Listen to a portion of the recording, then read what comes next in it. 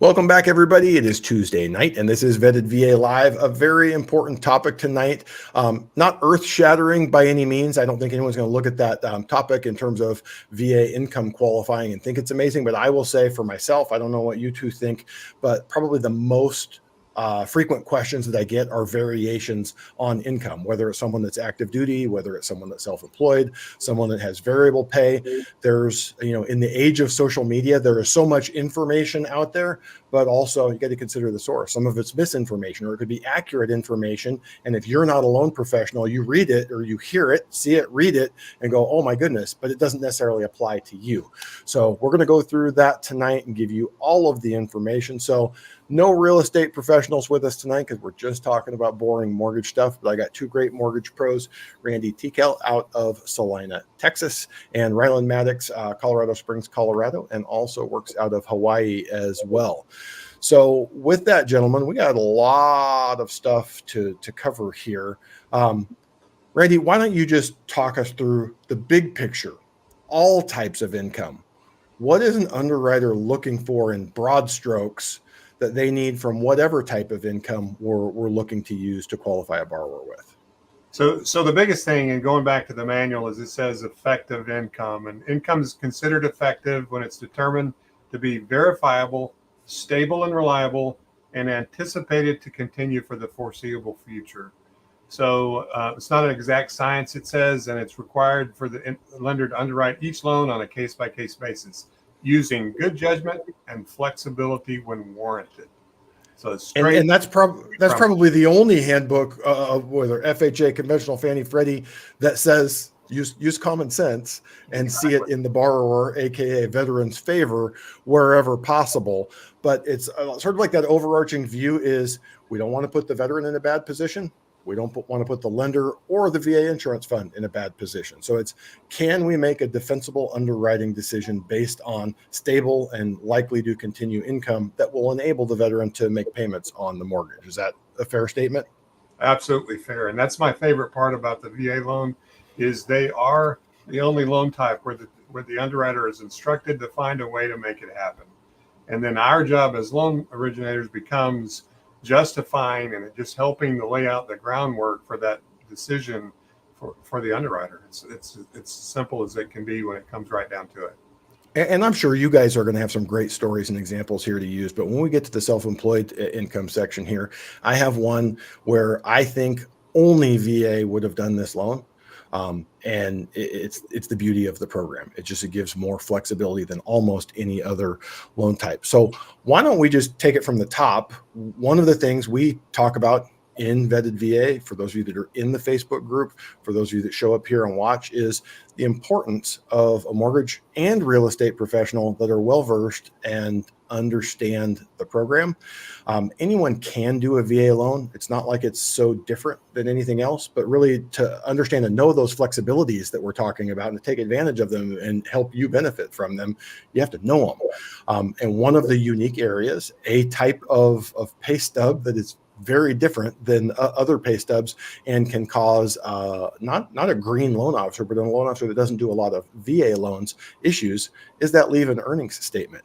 So with that, Ryland, I know you know this just about as well as anyone here in Vetted VA. Why don't you walk us through when you are working with an active duty borrower and what you're looking at on that pay stub, and how does that differ from a borrower who works for a salary across the street doing a similar job? Yeah, absolutely. So as far as leave and earning statements go, I'll single out the Coast Guard because they're the one branch that uses a different payroll system than the other branches. So instead of getting an end of month leave and earning statement like all the other branches, they still do get their bi-weekly pay separated out on two separate statements. So if you're in the Coast Guard, make sure to give two LESs to your loan officer, not just the end of month one, which all the other branches can get away with because it's all lump sum together.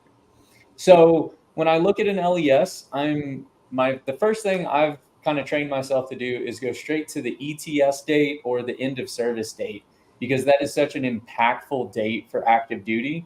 if a veteran's end of service date is going to be within 12 months of the date of their house closing, we cannot use that income unless they intend to and are eligible to re-enlist.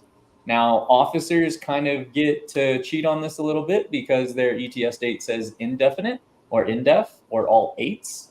And so that's really just up to them on when they're getting out of service, retiring, or eligible to continue serving depending on their job and duty.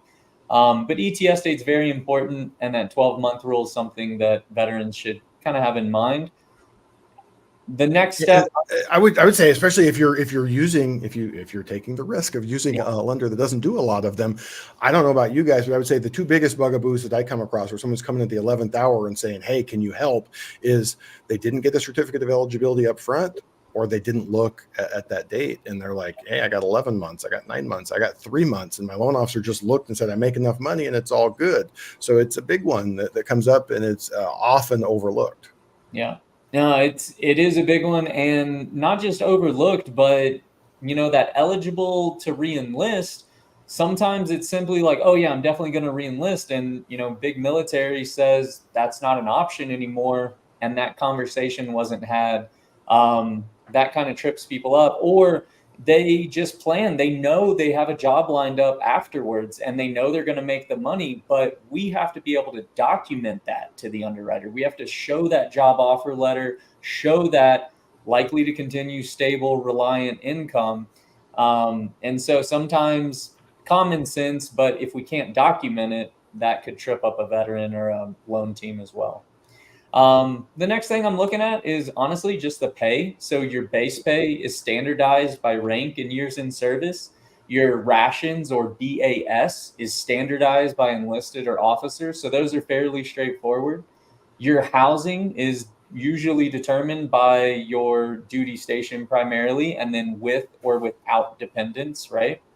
Geo Bachelor is a special category of BAH that if you're eligible and it's been improved by the military, that's something to discuss with your loan officer, basically getting kind of like 2 BAHs while you are stationed somewhere your family cannot or is not convenient to follow. And then for us in Hawaii and I believe Alaska and California, there might be some more states, don't hold me to those 3, but it's standard to receive COLA, either OCONUS or CONUS COLA, overseas or continental. And that is based on duty station, rank, and years in service as well. So those are all very standardized incomes that any lender should be fairly comfortable using. And then as far as income goes on the LES, you also have your special pays above and beyond what we just discussed. So think foreign language pay, flight pay, demo pay, sea pay, special duty pay. I've seen save pay, which I've seen with physicians and lawyers, basically an incentive to keep well-qualified individuals in the military instead of going private sector, and a couple other pays. All of those special pays, your lender is going to ask you to verify, get a statement of service from your command that those pays are likely to continue for at least 36 months in order to use that as effective income. So that's another kind of caveat. We see it a lot with, say, a Navy SEAL. They have all of those special pays, right? Dive, demo, jump pay. If you're getting out of the SEALs or you're rotating to a desk job at your next duty station and it's in a year and a half, you might not be able to use all those extra pays. Randy, you got something to add? No, just for me, the big question always as a loan officer is, do you really need those? True. And if you don't, then that's hoops that you don't have to jump through. And so that's the biggest thing that I would always make sure that your loan officer is looking at, because you could have 15 sources of income, but if your first 2 handles what you're trying to do, then let's don't jump through those last 13 hoops. That's simple. But that's a great point. And all the time I have clients, because we do that naturally, right? As loan officers, I'm sure you do the same. And I have clients call me and they're like, "You're not showing all my income on my loan application." And I'm like, "I get it, but here, this is a good thing. You qualified without it, and I'm not going to ask you for paperwork for it." And they're like, so yeah, if don't be surprised if your loan officer's telling you you're good to go and showing less income. They're doing you a favor and cutting down on your paperwork. Well, let's look at the flip side of that. Yeah. What if we do need the income? We're maxed out. Anything special about that BAH and BAS? We always get people asking, can I gross that up? Or I've seen a green loan officer come to me and they're looking at this going, this borrower thinks they qualify. They don't hardly make anything. I'm like, well, you realize that's military pay. It is not quite the same. So when you're analyzing that, how do those different pays shape up when you are trying to max out qualifying income? Randy, you want to take this?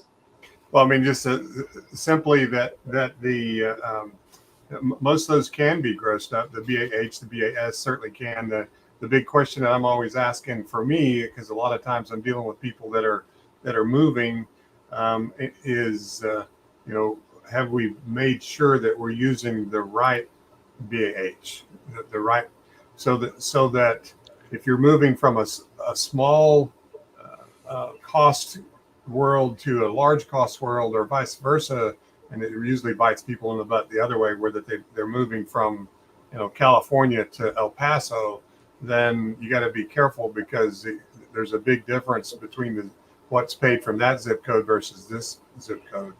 So that's a big thing for me, is just to make sure, number one, that they're continuous, that they're gonna be. Then you got to start proving how long they're going to get these things. And then obviously always make sure that they're the right for the particular area that they're moving to, and that the position that they're moving to. Yeah.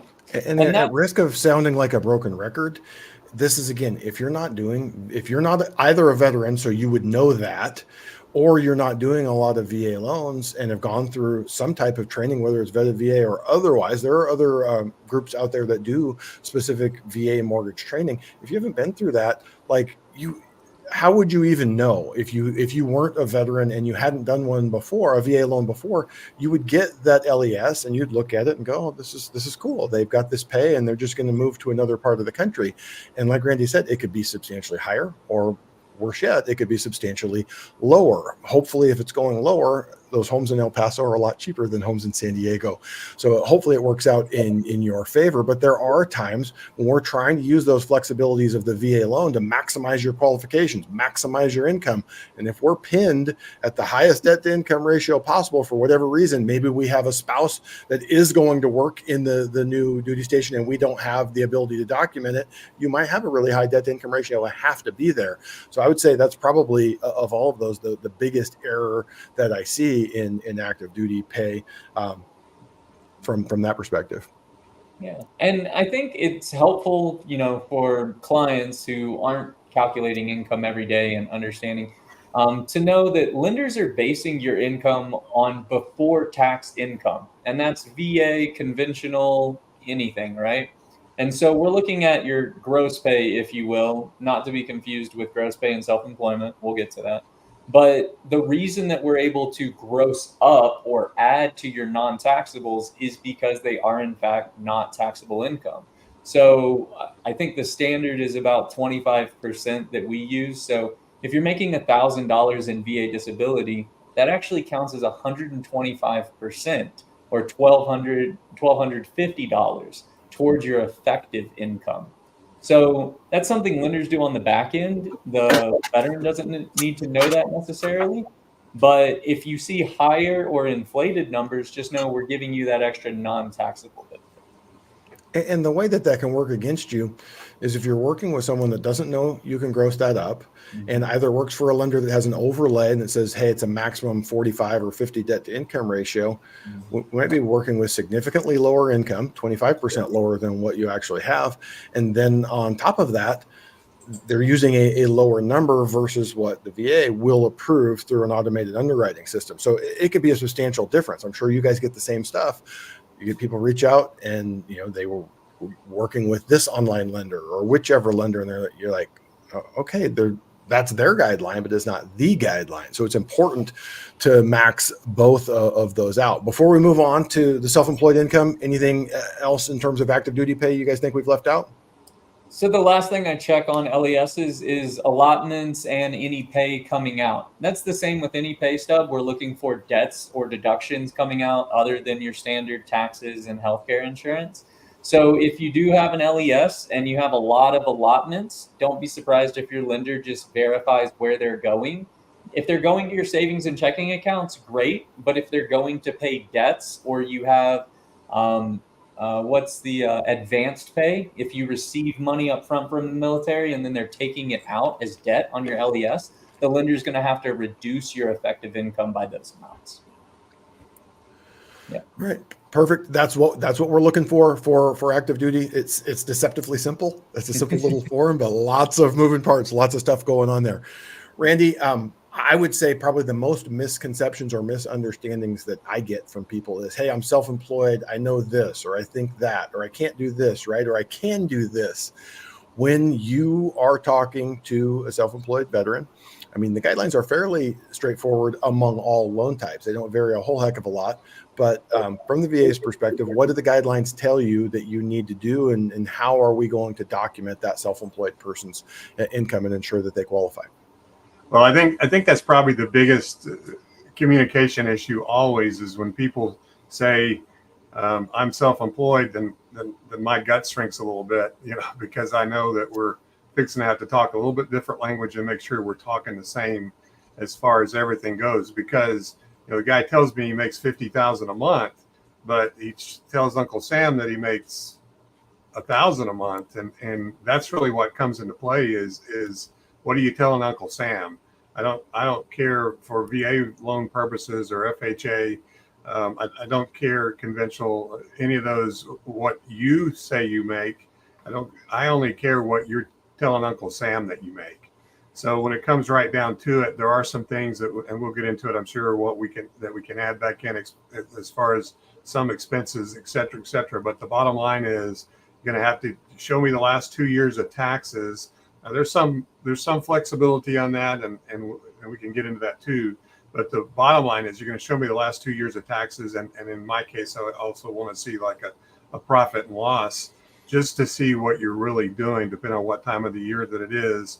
And the bottom line though is, what are you showing Uncle Sam?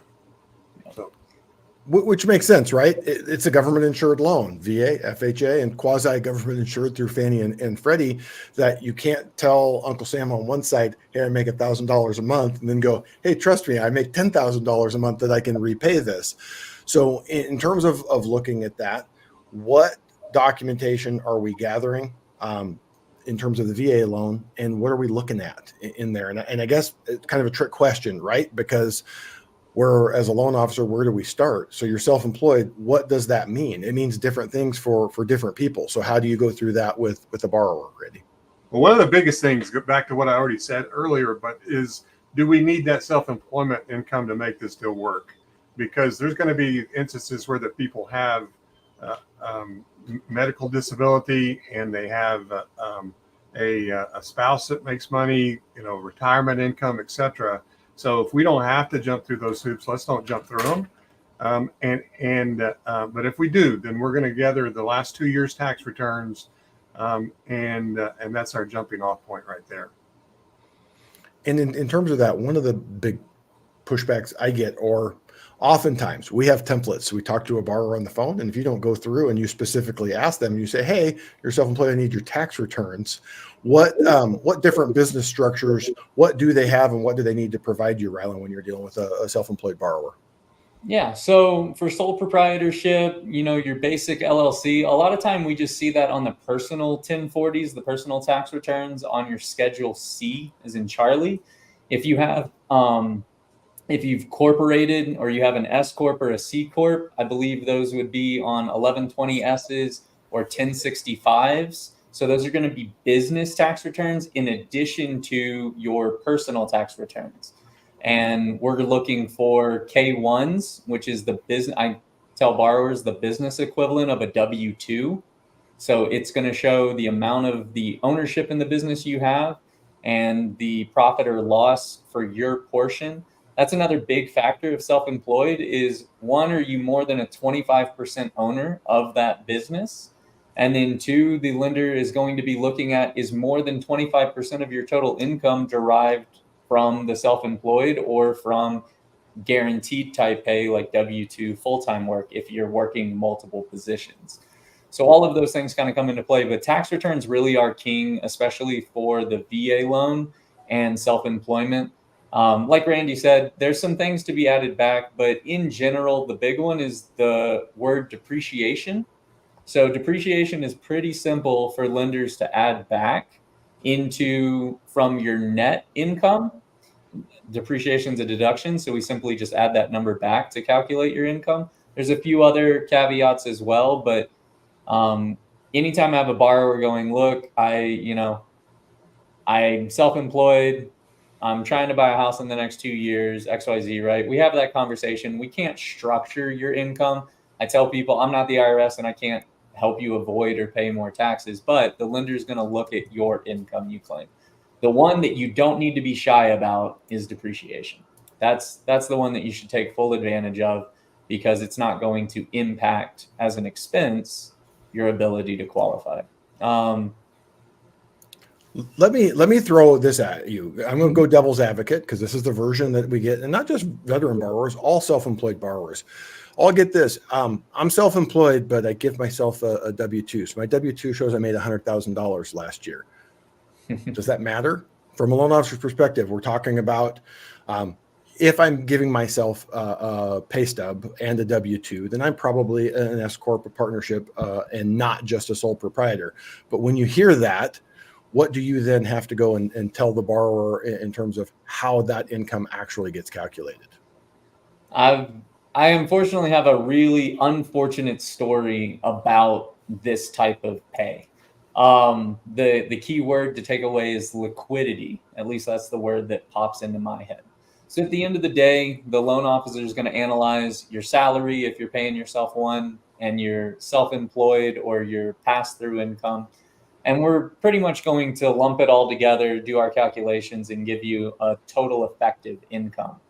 Unfortunately, and I was a younger loan officer, we make mistakes. My borrower told me that he paid himself $100,000 a year. I think it was $60,000 a year at the time, and he had some other income via disability. So we had stacked income in the file. But unfortunately, year over year, and I think 3 years in a row, his accountant or his CPA changed their accounting methods. So he went from fully self-employed to an S Corp situation with a salary, vice versa. Long story short, I was kind of relying on that salary income to qualify him, pre-approved him, and he went into contract. And in underwriting, it was kind of determined that his business was showing a loss of the same amount as his salary. So the underwriter said he can't pay himself a salary if he's losing money in the business. They cancel each other out, and that's the liquidity word. So if your borrower is paying themselves a salary, it all gets grouped together with the business income as well. However, if it's a loss, then the salary is not guaranteed income.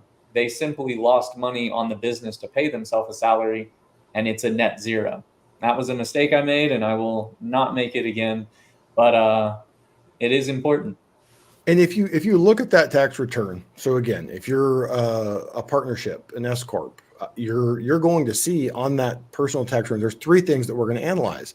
The pay stub and W-2. Okay, this is what it says.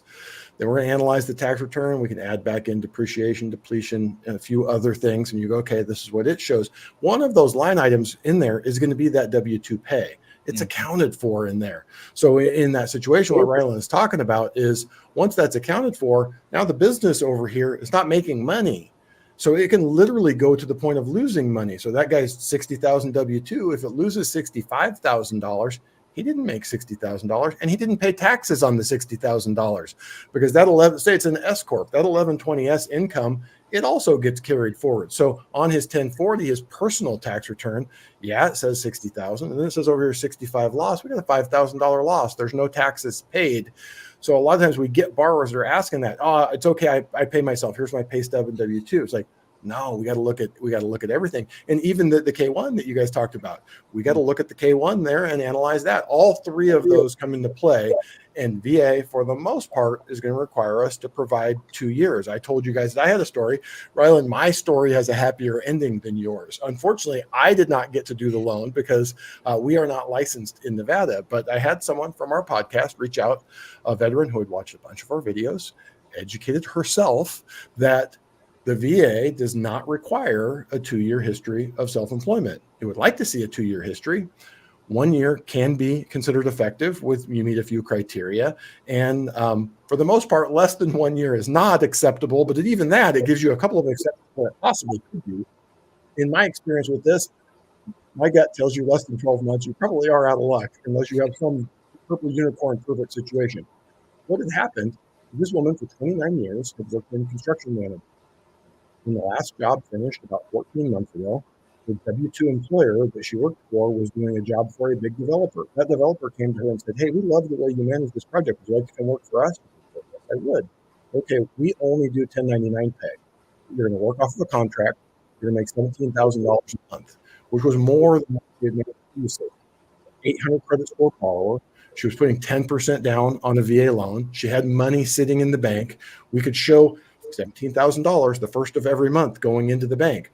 So unique situation where an underwriter could look at this and go, okay. And we had 5 months on last year's tax return where you could look and go, here's the expenses for the business. We stretched that out over 12 months and was able to refer that out to a friend in Nevada.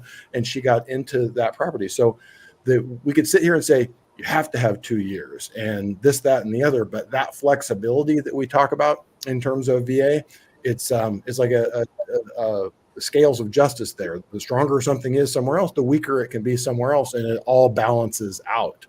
Yeah. Before we move on to the joys of variable pay, anything you guys feel like we've left out here on self-employed income?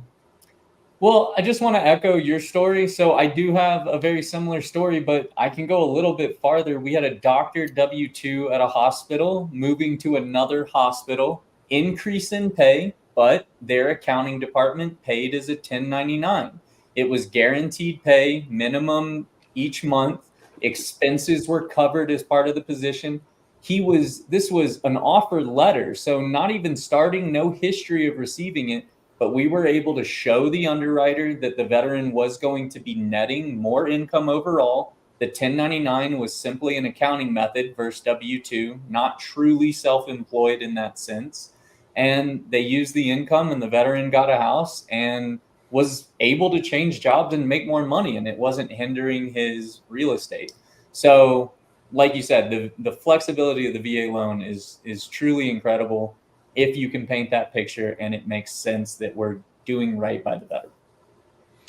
Before we jump into there was one last thing. The only thing that I feel like we kind of didn't cover there, it's important that the income is consistent or increasing.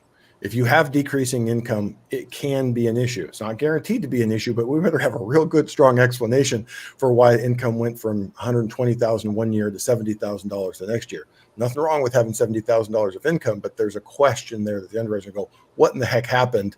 And can we show this stabilizing going forward? So it is an important question. And that was where Randy was talking about the profit and loss statement, showing where you are this year relative to where you have been historically and having to have that in line. But before we jump into variable pay, we do have a very good question here. Joe Tata says, what are the current rates range? My mortgage company is blowing my phone, but I'm not sure if this is the right time to refinance. I've been in my house for 12 months with 6 3/4. So Randy, because that can be a big range. Someone has a 600 credit score. It's different than a 700 credit score. But what range are you seeing for 0 point VA IRRRLs? And then I got to follow up on that. It's the reason why I'm asking about the 0 point. Yeah. So bottom line for right now is that in the mid fives, basically, is what I'm seeing. And obviously that's not what people call a no cost or whatever. It's that the costs are involved, and it's really going to depend on the math is going to depend on how much he owes now and how much he's going to save against what the other is. So we did that whole Facebook Live about a month ago on on Earl's, and I would say that would be something he needs to plug into to get the full, the full 9 yards. But and when we're talking about variable pay, I'll dig out the link, Joe, and I'll throw that in the comments so that you can get back there and find it. I didn't mean to cut you off, Randy. I said I'll throw up the link. Yeah, absolutely. And but the bottom line is that you're getting somewhere around 1% benefit now, maybe a little bit over. It's just you're gonna have to bake it to find out the math and see if that works. And there's a couple things there, sort of the cliff notes of that episode. 7 months from the first payment. So you're saying 12 months, you're eligible there.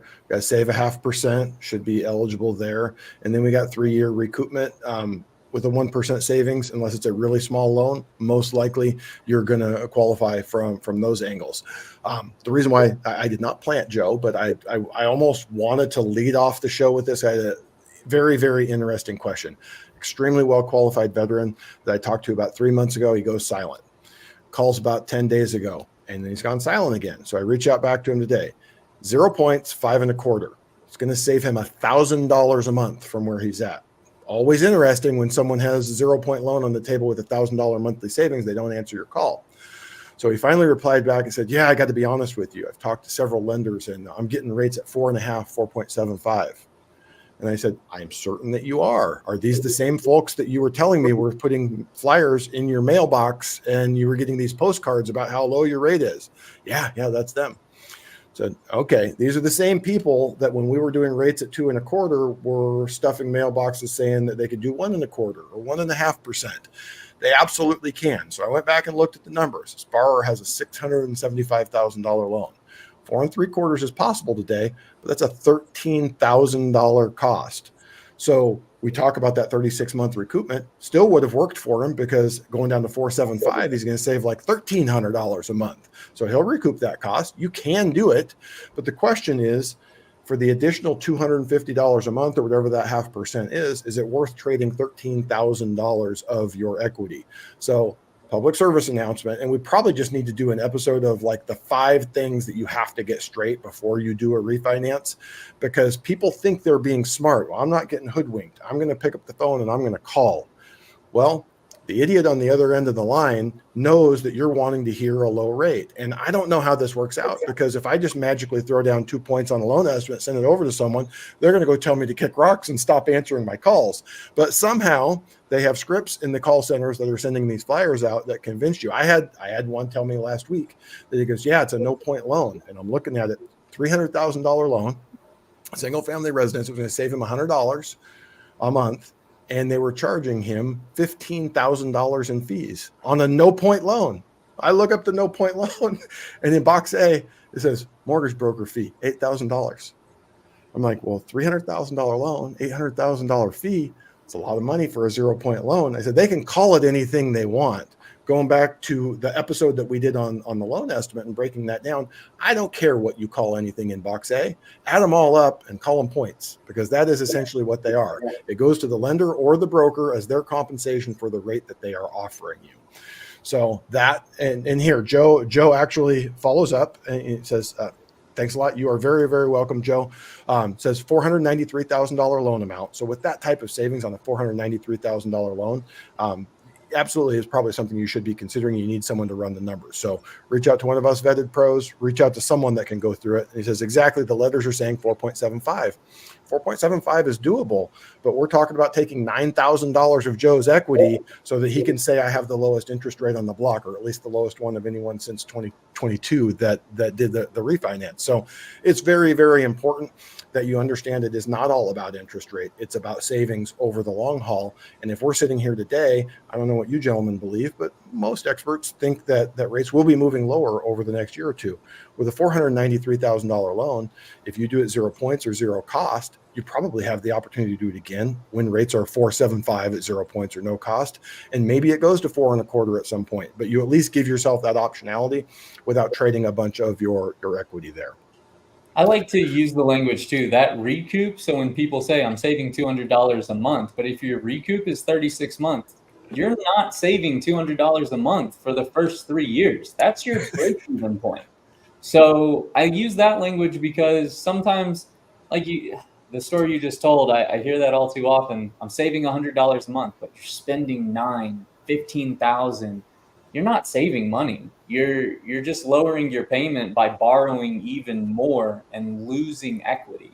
So yeah, just saving money is not the end of the conversation. It's what is the recoup? What are my plans for the house? Take it. It's all a package deal. You're How 100% long do you correct. plan to stay in the house is another huge thing as far as Yep. that goes.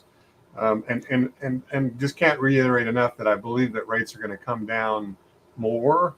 I don't think they're going to come down drastically right now, but I think in the next year or two, you're going to have an opportunity to take that, not have to spend $19,000 or whatever that number is to refi from the 5.5, which is realistic without all the points, to the 4.75. You're going to have another opportunity to do that in the future.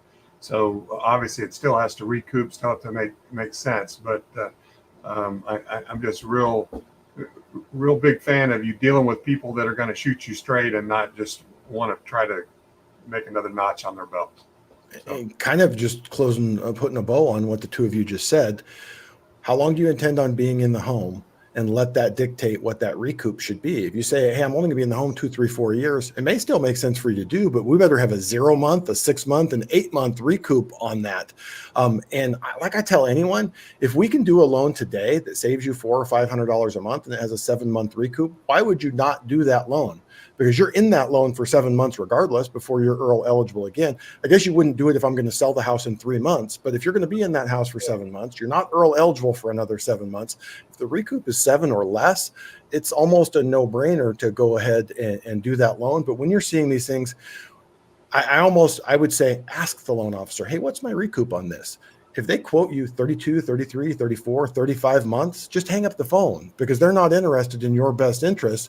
They're saying, how can I make this rate sound as good as possible? No one should have that long of a recoup, because no matter how certain you think you are in your future, you don't know that you're going to be in that house 3 years in advance. There's almost nothing I would be willing to do that for 3 years I'm in the hole and I might make a profit at the end of that.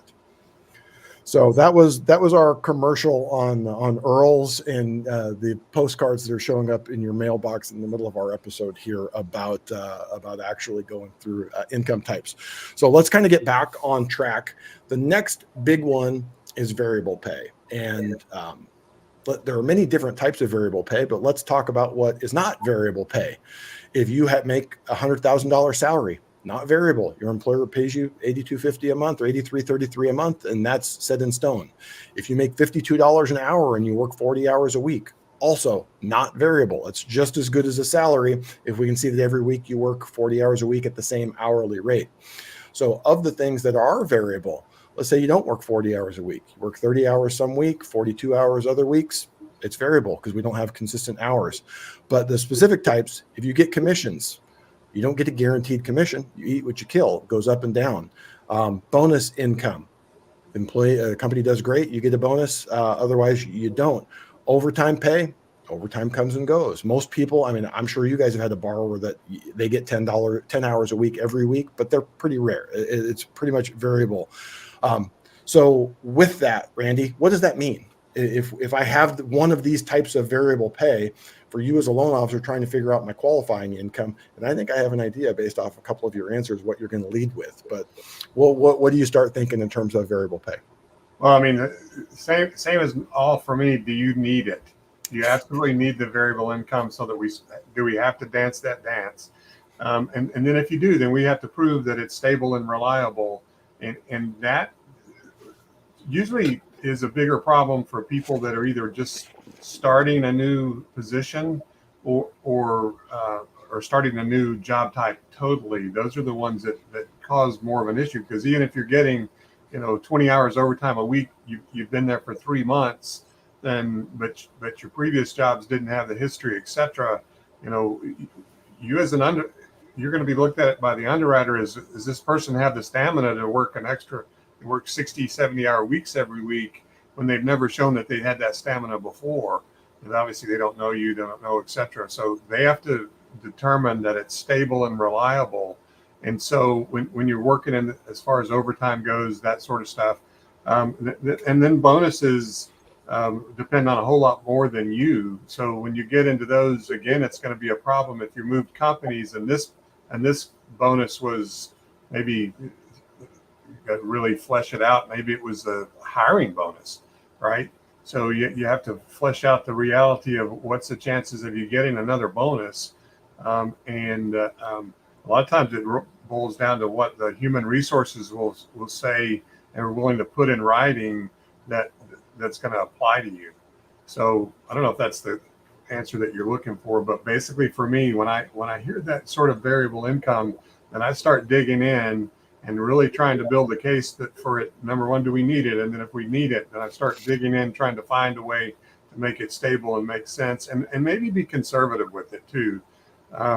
Because if I can build a pretty strong case that you're making an extra 1,000 a month, but you only need 500 of a month, then I'm going to have a better chance of convincing that underwriter that this is still going to make sense. So big picture. Rylan, go wherever you were going to go, but say what are the specific things if we want to use commission income? Say we need it and we want to use it so we can max qualifications. Commission, bonus, and overtime are all treated a little bit differently, similarly, but a little bit different. So wherever you were going, Rylan, and then maybe just circle back to that. Yeah. So a big variable pay, right? Like we kind of have explained, it's a very simple definition, but then there's also a lot of rabbit trails that go 100 different ways depending on what type of variable. What I do like to lead with clients, and Randy touched on this, was what can we get in writing from your company or from the job that is guaranteed? You may have a variable commission structure, but you may have a guaranteed draw, right? Like no matter what your commissions are, you will get a paycheck of at least $3,000 a month. Well, I can use that guaranteed pay if the company's willing to put that in the offer. If we want to go above that guarantee, then that's when we're doing our averages, we're tracking trends, showing the likeliness and stability to continue of the increased amount. Same with bonuses. Like you said, hiring bonuses. If it's a hiring bonus, and then I've seen companies that guarantee a set dollar amount minimum bonus each year, we can use that right off the bat if it's guaranteed. But that guaranteed part's the big part. A lot of companies don't want to put it in writing that it's guaranteed, though. It's like very not just likely. A lot, the vast majority. It's vast pretty majority, rare. yeah. It's not that it never happens, but it's the exception rather than the rule. Yeah, absolutely. If they're willing to guarantee it, it's a lot easier for us to use it. Otherwise, pretty much need, for the most part, again, there's always loopholes, or not loopholes, but there's always scenarios. For the most part, we need a 2-year history. The other thing, and Randy kind of touched on the overtime, but also having 2 income streams, same 2-year history. The underwriter wants to know that you're capable of holding down 2 jobs. So if you have a full-time job and a part-time job, you're likely not going to be able to use that part-time income, which is variable, without a 2-year history of working both jobs or working 2 jobs at the same time. So that 2, if you guys are catching on, that 24-month number is kind of the general guideline that lenders consider safe or reliable or historical. Would you guys agree that for a well-qualified borrower, good credit score, otherwise well-qualified, you get past 18 months, you're generally okay, even though 24 is preferred. We get under 18, it's not a lot of time to verify that it hasn't dropped, it hasn't changed, it doesn't vary wildly from month to month. A couple pieces that I would add to this, just like that self-employment, if you made $180,000 in commission in 2023 and year to date you've made $108, that's going to be a problem for us unless we can show that, hey, they pay commissions on the last day of the year. So your last pay stub is going to have that $100,000. We have to come up with a very good reason as to why year to date is less. And that's the same thing for bonuses. I had a client here recently. He works for Apple. Apple pays their bonuses at the end of October every year. So the underwriter's like, he hasn't received a bonus this year. I said, of course he has not. It is not October yet. So in terms of documentation, if you get this type of income, the easy button for us as loan officers, and generally for you, because things are getting more difficult and more expensive. Work number verifications of employment are not as detailed as we would like, and are closing in on $100 worth of cost that will get passed along to you as the borrower. So if you don't want to pay that, you want to expedite things and get us better and more detailed information than will show up on that electronic verification of employment, pull the final pay stub from the last couple of years. And that way, most, but not all, pay stubs will say, here's bonus pay throughout the year, here's commission pay throughout the year, and it'll give us that year to date. And we can get a very good and accurate breakdown and make sure that it's not decreasing, get an accurate calculation, and tell you what you qualify for if, as Randy so astutely pointed out, we need to maximize every last nickel of income. So, gentlemen, we are here at 45 minutes. There is at least one more type of rent that I think is kind of important. Many veterans have more than one property. So if we're looking at buying a second home, moving and keeping their first home, Randy, what are some of the things that we need to start asking and that borrower needs to be prepared for in terms of seeing what they qualify for? Well, if you're keeping that, then the biggest thing that people don't necessarily understand is that the property that you're converting, we can use the potential rental income from it, especially if it's in a good area, et cetera, to offset that payment. But you don't necessarily, you don't get the income that you're considering above and beyond it. Like if you have it $2,000 a month payment on it, and you're going to rent it for $4,000, you're thinking, boy, I get to use that $2,000, but you don't. So you got to be careful of that mentality, because really all that we're going to allow is to offset that $2,000 so that you're starting from square one as opposed to going backwards. And just so you guys know, you guys watching at home, I know you two gentlemen do. I had someone reach out from our podcast and ask, is there any program? Is there any way we can work around this where I can get that excess rent to help me qualify? Because I need it. I went through Fannie, Freddie, FHA, VA, USDA. FHA has a tiny little loophole that for 99% of people is not going to work. But other than that, that is the way all of them read, unless you have a history of multiple rental properties. So you own one home and you're departing, it is exactly what Randy said. Rylan, how does that change? Let's say we have a veteran that has 4 rental properties and they're wanting to either buy another rental property or buy a new residence. What does that look like in terms of documentation that we need to gather, and what are we calculating? Yeah. So the difference is what Randy just described, the VA calls departing residence, and that has a very specific guideline.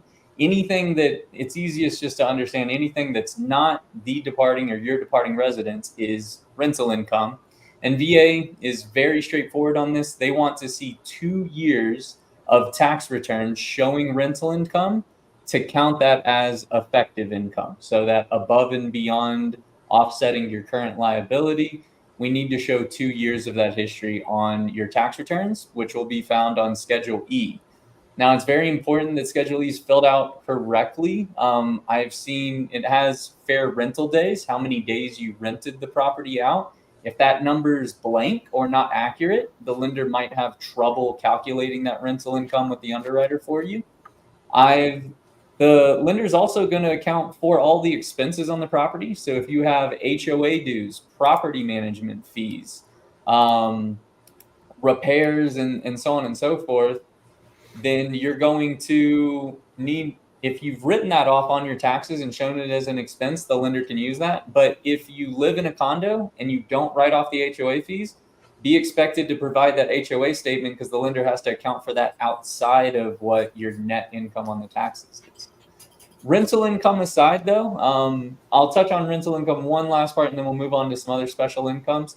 But multi-unit properties, if you don't have experience being a property manager or renting them out, let's say I'm a veteran using my VA benefit to buy a 4-unit complex, I'm going to live in one and rent out the other 3. I either need to have history of being a landlord or show that I'm using a property manager in order to use those incomes to help me qualify. I'm probably going to need to show the bank reserves, money in my account we're not spending in case I can't rent those out or they need repairs. So something to keep in mind for multi-unit properties. Duplex. The reality is it's very, very, very rare. I have had one of those veterans who he actually did not own, and his job was as a property manager for like a 400 unit apartment building.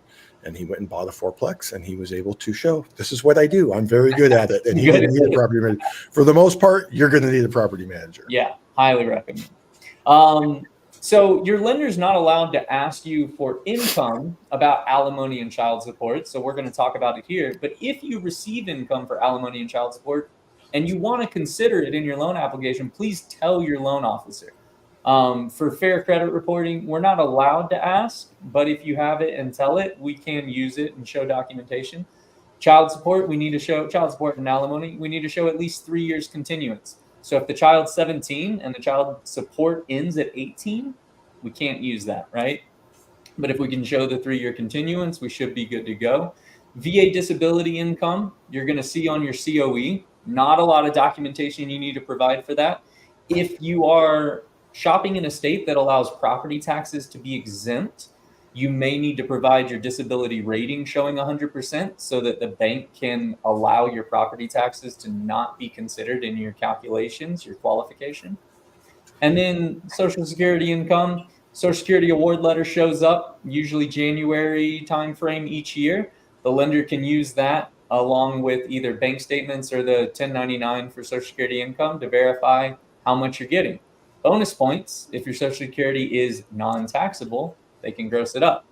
If it falls within that taxable range, though, they have to consider it as regular taxable income. We have covered a lot of different income types, and I'm going to say about 98% of income has been covered. Randy, a couple questions as we close out. Some challenges, or things that can present a challenge, and these questions get asked a lot. A lot of borrowers know, hey, I did this, and it could be a problem, or most often they think it is going to be a problem, and it's not.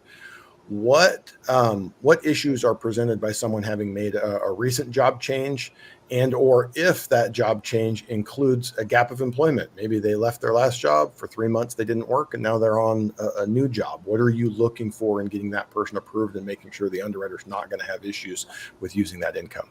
Again, one of the beauties of the VA loan is that it's actually addressed in the Chapter 4G. It says recent history of frequent changes of employment. And it actually lays the guideline basically to the fact that does it make sense?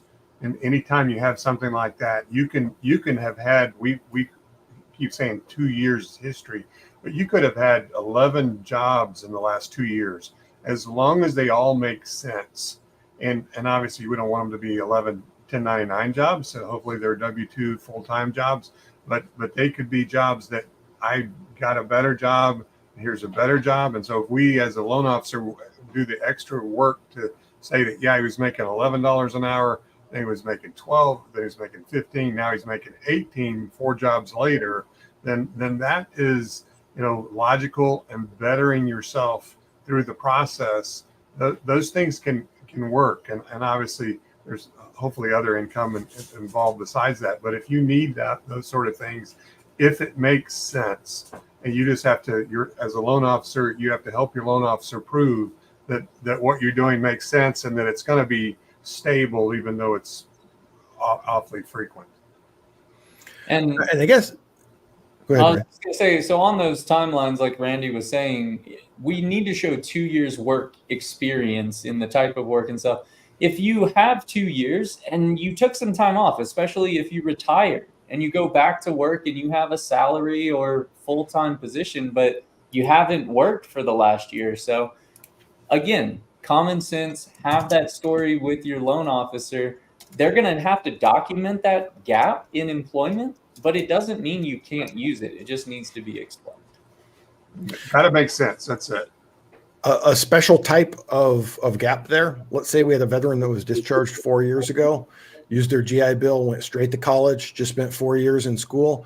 Remember that time in schooling that prepares you for a position counts as that work history. I get people all the time, oh, just got a job 6 months ago. Can I use that? I'm like, well, what were you doing before that? Well, I went to school and got my nursing degree. Okay, cool. No problem. We're good with that. So we're at 53, 54 minutes. Again, we've covered a ton of different types of income. We probably got about 98% of it. There's always, I am always amazed at borrowers' ability to come up with unique and different situations that we've never seen. I'm sure they're out there, but for the majority of you, if you had a question about a type of income and whether you are able to use it and how to calculate that income and getting qualified with it for utilizing your VA mortgage benefit, I think we've covered it. With that, we always like to wrap up just by giving you guys a catch-all, either topic related or off topic. So Randy, anything you feel like we left out or anything you'd like to underline from the discussion?